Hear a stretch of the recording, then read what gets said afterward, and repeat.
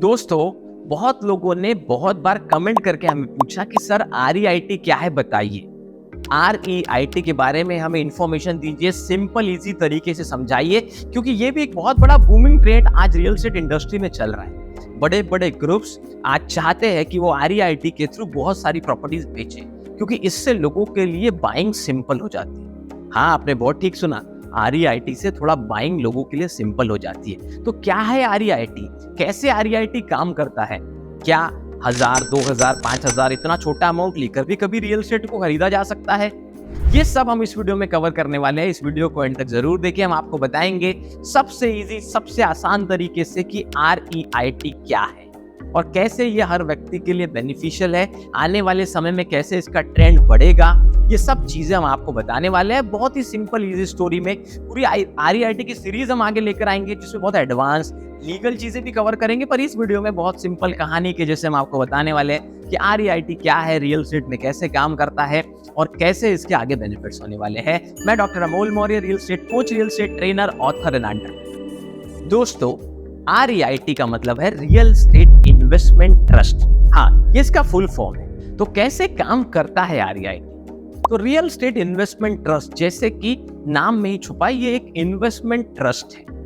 अब ये investment trust कैसे बनता है, लेकिन इसे मैं कनेक्ट करना चाहूंगा 20 साल 50 साल पहले की कोई स्टोरी से। दोस्तों, मान लीजिए कि 4 दोस्त थे जो एक IT कंपनी में काम करते और धीरे धीरे जब भारत में IT का बूम बढ़ा तो उनकी सैलरी इंक्रीज होने लगी। अब जब सैलरी इंक्रीज अच्छी होने लगी तो 15-20 साल पहले उन्होंने सोचा कि हम 4 दोस्त मिलकर और 4 या 5 दोस्तों को कन्विंस करते हैं और एक 10 लोगों का पुल बनाते हैं या ग्रुप बनाते हैं। और सभी ने सोचा कि 20-25 साल पहले जब रियल एस्टेट बहुत ज्यादा कॉस्ट में अवेलेबल नहीं होता था, बहुत ज्यादा लोगों को रियल एस्टेट के बारे में बहुत ज्यादा इन्वेस्टमेंट का नॉलेज नहीं था, तो 15-20-25 साल पहले आप देखेंगे तो बहुत सारे सिटीज में आप अपने आसपास थोड़ी सी रिसर्च कीजिए, लैंड, रियल एस्टेट, प्रॉपर्टी थोड़े कम रेट में मिल जाती थी। अब इन दोस्तों को लगा कि मेरी एक अकेले की कैपेसिटी तो नहीं है कि मैं एक 50 लाख रुपए लगाकर 20-25 साल पहले कोई बड़ी प्रॉपर्टी खरीद लूं, या 40 लाख या 30 लाख रुपए लगाकर। पर अगर हम ऐसा करें कि हम सब अच्छे दोस्त हैं, क्यों ना हम 3-3 लाख रुपए डालें और 30 लाख रुपए की प्रॉपर्टी खरीद ले, या क्यों ना हम 5-5 लाख रुपए डालें और 50 लाख रुपए की प्रॉपर्टी खरीद ले। अब इसके लिए सबसे इंपॉर्टेंट चीज ये है कि इनका सोच का मैच होना बहुत जरूरी है, रिलेशंस बहुत अच्छे रहने जरूरी है, क्योंकि इन फ्यूचर जब आप उस प्रॉपर्टी को सेल करेंगे तो वो प्रॉफिट सबका डिवाइड हो जाएगा। फॉर एग्जाम्पल, इन 10 लोगों ने 4 अच्छे दोस्त और 5-6 लोगों को और जमा किया, कुछ मीटिंग की, समझदारी से डिसीजन लिया और आज से 25-30 साल पहले इन्होंने 50 लाख रुपए की 5 एकड़ समझ लीजिए खेती ले ली, जो उस समय के हिसाब से बहुत अच्छे लोकेशन में भी 50 लाख में 4-5 एकड़ खेती आ जाती थी, आज से 20-25 साल पहले। अब आजू बाजू बहुत ग्रोथ हो गया, बहुत डेवलपमेंट हो गया, धीरे धीरे देखते देखते इन्होंने नहीं बेचा, इन्होंने 10 साल तक उस प्रॉपर्टी को होल्ड किया, 15 साल होल्ड किया। अब इन्हें लगा कि इन्हें 3 करोड़ रुपए एकड़ का रेट आ रहा है। अब इन 10 के 10 लोगों ने एक मीटिंग ली और डिसाइड किया कि हम 3 करोड़ रुपए एकड़ से ये लैंड को बेच देते हैं। उस समय भी उन्होंने रजिस्ट्री की थी, तो स्टैंप ड्यूटी में भी एक खर्चा आया था।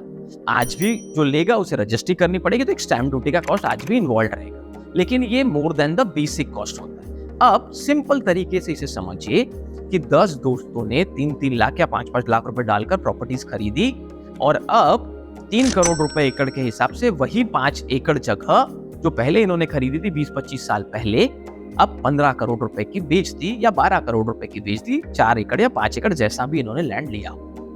अब जो पैसा इन्होंने लगाया था, मान लीजिए 50 लाख रुपए, 5-5 लाख एक दोस्त, और टोटल खरीदी थी 5 एकड़ जगह। अब 3 करोड़ रुपए के हिसाब से उन्होंने बेच दी वो जगह 15 करोड़ रुपए में, तो 15 से 20 साल में इन्हें 14.5 करोड़ रुपए का प्रॉफिट आया, जो पूरे 10 दोस्तों में other than the principal amount जो इन्होंने 5-5 लाख रुपए लगाया था वो डिस्ट्रीब्यूट हो जाएगा। सर, हर केस में ऐसा थोड़ी होता है, इतने रेट 20-25 साल में थोड़ी बढ़ते। टेंशन नहीं लेने का अपुन है ना। मेरा कहने का मतलब है कि चलो मान लेते हैं कि इन्होंने 5 एकड़ जो जगह ली वो 50 लाख की हुई थी आज से 20 साल या 15 साल पहले। आज ज्यादा रेट नहीं है, सिर्फ और सिर्फ 1 करोड़ रुपए एकड़ है। तो 15-20 साल में अगर आप देखेंगे तो 1 करोड़ रुपए एकड़ सिटी से लगा हुआ कोई जगह आराम से चला जाता है। तो 1 करोड़ रुपए भी एकड़ जगह है तो 5 करोड़ की होगी, तो भी 15-20 साल में वो जगह 50 लाख से 1 करोड़ मतलब 10 गुना तो बढ़ी गई। Worst in the worst case, अगर इन्होंने 50-55 लाख रुपए इन्वेस्ट किए थे 10 दोस्तों ने, और वो जगह ज्यादा भी नहीं 50 लाख रुपए एकड़ ही पहुंची, तो भी 50 लाख एकड़ इंटू मल्टीप्लाइड बाय 5 यानी 2.5 करोड़ रुपए, फिर भी 50 लाख के 2.5 करोड़ रुपए होते हैं 15 से 20 साल, which is a very good amount. अब सवाल ये उठता है कि REIT से फायदा क्या हुआ सर, ये तो कोई इंडिविजुअल भी खरीद सकता है। चलो भाई देखो अब मैं क्या करता हूँ। सबसे इंपॉर्टेंट पॉइंट जो अब आपको समझना है वो ये है कि उस समय किसी भी एक व्यक्ति की उन 10 लोगों में कैपेसिटी नहीं थी वो 5 एकड़ 50 लाख रुपए में खरीदने की। मुश्किल से 4-5 लाख रुपए वो अरेंज कर पाए, सबने पैसे को जमा किया, एक फॉर्म बनाकर खरीदा या किसी 3 लोगों के नाम पर खरीदा हो, एक MOU अपने बीच बना लिया हो, जो भी किया हो, बहुत डिटेल में भी नहीं गए, तो भी ये तो जरूर समझ में आता है कि जब लोगों की कैपेसिटी नहीं होती किसी लैंड को बाय करने की और एक पूल बनाया जाता है 10 लोग, 20 लोग, 50 लोग, 100 लोगों का, उनके अमाउंट से उस लैंड को खरीद कर प्रॉपर्टी बेचने के बाद उनके प्रॉफिट को सब में इक्वली डिस्ट्रीब्यूट अगर कर दिया जाए, इसी सिंपल स्टोरी को जब आप एक रजिस्टर्ड वे में करते हैं, एक फॉर्म बनाते हैं, REIT लॉ के अंतर्गत इसे रजिस्टर करते हैं, उसके बाद हर जगह को आप प्रॉपर वाइट में पेमेंट करके स्टैम्प ड्यूटी पे करके खरीदते हैं, वो एक एसेट उस कंपनी के अंदर बनता जाता है। पहले 10 ही दोस्त थे, अब 100 दोस्त भी हो सकते हैं, 3 लाख या 5 लाख की जगह 30,000 भी डाल सकते हैं। तो अलग अलग REITs में अलग अलग रूल्स है, किसी का मिनिमम डिपोजिशन लिमिट 50,000 हो सकता है, किसी का 1 लाख, किसी का 10,000 भी, जिस तरह से भी वो REIT फॉर्म किया गया हो। इससे बस फायदा ये होता है कि जो इंडिविजुअल व्यक्ति पहले डरता था कि मैं एक साथ इतना पैसा इन्वेस्ट नहीं कर सकता, वो एक छोटा छोटा अमाउंट भी एक क्लब के साथ इन्वेस्ट करके कुछ प्रॉपर्टीज बना सकता है और प्रॉपर्टी में से प्रॉफिट बनाकर इक्वली डिस्ट्रीब्यूट हो सकता है। लेकिन कुछ चीजें देखना भी बहुत जरूरी है कि वो REIT कितने दिनों से वर्क कर रहा है, पुराने इन्वेस्टर्स को कितना प्रॉफिट हुआ है, क्या एवरेज रेंज ऑफ प्रॉफिट मिलता है, बहुत सारी चीजें इससे रिलेटेड भी आगे बहुत एडवांस वीडियोस हम आपके लिए लेकर आएंगे। पर मेरा इस वीडियो में मेरा और मेरी टीम का बस एक ही उद्देश्य था कि सिंपल तरीके से हम आपको समझा सके। और अगर आप इसी स्टोरी को और ओल्ड ले जाते, मान लीजिए 50 साल पहले जब 10 दोस्त हुआ करते थे या 5 दोस्त, और वो 50-50 हजार रुपए भी जमाना बहुत बड़ी बात थी 40-50 साल पहले। 30,000 50,000 रुपए अगर वो जमा पाते थे और वो मिलकर कोई लैंड खरीद लेते थे और फिर वो बढ़ती थी। लेकिन आप कहेंगे सर आजकल तो भाई भाई का नहीं होता, प्रॉपर्टी के लिए इतने झगड़े होते हैं। बात तो सही है। तो दोस्तों के साथ प्रॉपर्टी खरीदना, इसीलिए फिर इसमें लॉ आए, रूल्स आए, ताकि लोग कंप्लायंसेस को फॉलो कर सके और रजिस्टर्ड वे से REIT बने और लोगों को एक ट्रांसपेरेंट वे से balance sheet, profit and loss statement सब कुछ दिखाई दे कि प्रॉपर्टी कितने में एग्जैक्टली खरीदी गई, कितने में बेची गई, क्या डिफरेंस प्रॉफिट आया, उस समय का स्टैम्प ड्यूटी का अमाउंट, अब का स्टैम्प ड्यूटी का अमाउंट, जितने भी एक्सपेंसेस थे प्रॉपर्टी को मैनेज करने के, वो सब माइनस करके जो प्योर प्रॉफिट बचता है वो लोगों में डिस्ट्रीब्यूट हो जाता है। इसी तरीके से REIT अब देश में बढ़ता जा रहा है, फॉरेन कंट्रीज में ज्यादा चालू हुआ, भारत में भी REIT का ट्रेंड बढ़ता जा रहा है। बहुत डिटेल में आगे हम ये वीडियो भी लेकर आएंगे कि क्या रजिस्ट्रेशंस करने पड़ते हैं, कैसे काम करना है, सब कुछ।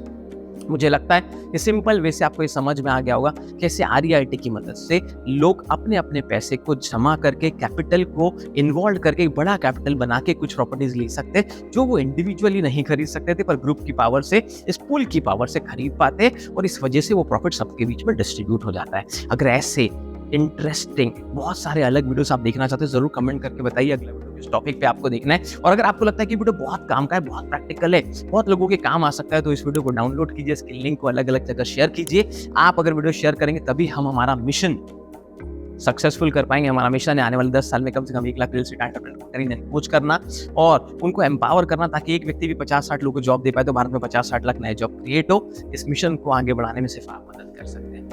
आपने चैनल को सब्सक्राइब अगर नहीं किया तो तुरंत सब्सक्राइब करके बेल आइकन को हिट कीजिए। अभी तक वीडियो देखने के लिए, चैनल को पसंद करने के लिए, वीडियोस को लाइक करने के लिए धन्यवाद।